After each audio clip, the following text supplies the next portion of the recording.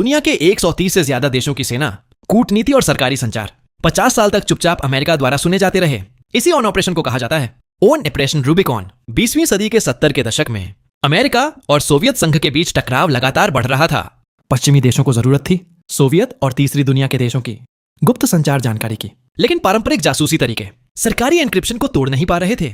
तभी एक Swedish company अमेरिकी CIA की नजर में आई। यह कंपनी 1948 में स्थापित हुई थी और एन्क्रिप्शन मशीन बनाती थी। दिखने में यह एक टाइपराइटर जितनी छोटी, लेकिन वजन में एक छोटे से तिजोरी जितनी भारी। दुनिया भर की सरकारें इसका इस्तेमाल करती थीं युद्ध आदेश भेजने के लिए, परमाणु कोड, डिप्लोमेटिक संदेश, यहां तक कि बंधक वार्ताओं के लिए भी। 1970 तक 120 से ज्यादा देश इस मशीन का इस्तेमाल कर रहे थे, जैसे Iran, Iraq, Libya, Bharat, Pakistan, Argentina, Saudi Arab. सबको विश्वास था कि यह मशीन पूरी तरह सुरक्षित है। लेकिन तभी कंपनी के संस्थापक रिटायर हो गए और उनका बेटा एक रहस्यमय कार्य दुर्घटना में मारा गया। मौका देखते ही CIA और पश्चिम जर्मनी की खुफिया एजेंसी कंपनी को गुपचुप खरीद लेते हैं 50-50% हिस्सेदारी के साथ, और उसी पल सब कुछ बदल जाता है। कुछ ही महीनों में CIA के इंजीनियर एक गुप्त जगह पर पहुंचते हैं और मशीनों में पहले से तय कमजोरियां डाल देते हैं, ऐसे एल्गोरिदम जिन्हें सिर्फ वे ही समझ सकते थे।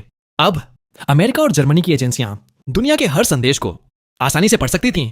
उस दिन से 120 से ज्यादा देशों के हर गुप्त संदेश, हर कूटनीतिक तार, हर निजी बातचीत CIA के पास पहुंचने लगी, और दशकों तक किसी को शक तक नहीं हुआ। 1969 ईरान ने 52 अमेरिकी नागरिकों को बंधक बना लिया। इस दौरान CIA लगातार ईरान के अंदर की बातचीत पढ़ रही थी। हर रणनीति, हर मतभेद, हर चाल, सब कुछ साफ दिखाई दे रहा था। 1982 अर्जेंटीना और ब्रिटेन के बीच फॉकलैंड युद्ध शुरू हुआ। CIA ने अर्जेंटीना के गुप्त सैन्य आदेश पढ़ लिए और जानकारी ब्रिटेन को दे दी।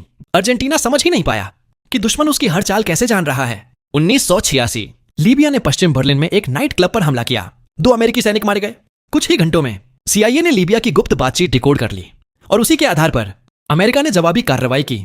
यह ऑपरेशन 2018 तक चलता रहा, इतिहास का सबसे बड़ा और सबसे लंबा खुफिया ऑपरेशन। लेकिन कहानी यहीं खत्म नहीं होती। 1999 में CIA ने कुछ ऐसा किया जो पहले कभी नहीं हुआ था। उन्होंने एक वेंचर कैपिटल कंपनी बनाई जिसका मकसद पैसा कमाना नहीं था, बल्कि नई टेक्नोलॉजी में निवेश करके उसे खुफिया ताकत में बदलना था।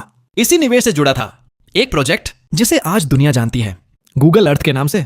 आज इसकी कीमत $60 अरब से ज्यादा है और दुनिया के 2 अरब लोग एक ऐसी मैप तकनीक का इस्तेमाल कर रहे हैं जो शुरुआत में CIA के टारगेट लोकेशन सिस्टम के लिए बनाई गई थी और जिसे इराक युद्ध के दौरान वास्तविक मैदान में टेस्ट किया गया था।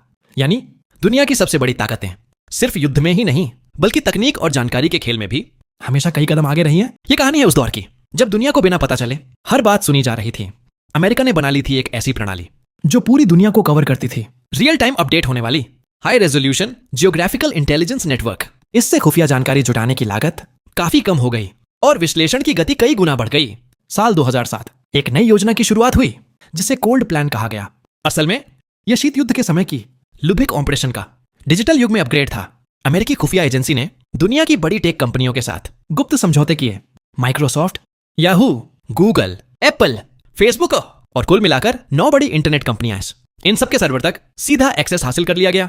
अब निगरानी सिर्फ अमेरिका तक सीमित नहीं थी। यूरोप, एशिया, लैटिन अमेरिका, यहां तक कि जर्मनी और दक्षिण कोरिया जैसे सहयोगी देश भी इससे नहीं बच सके। साल 2013 की शुरुआत में एक दिन CIA का पूर्व कर्मचारी एडवर्ड स्नोडेन सर्वर के बीच फाइल ट्रांसफर कर रहा था। तभी उसकी नजर पड़ी एक ऐसे दस्तावेज पर जो उसे कभी नहीं देखना चाहिए था। उस फाइल में दर्ज था पूरा कोल्ड प्लान। कौन सी कंपनी कब इस सिस्टम में शामिल हुई?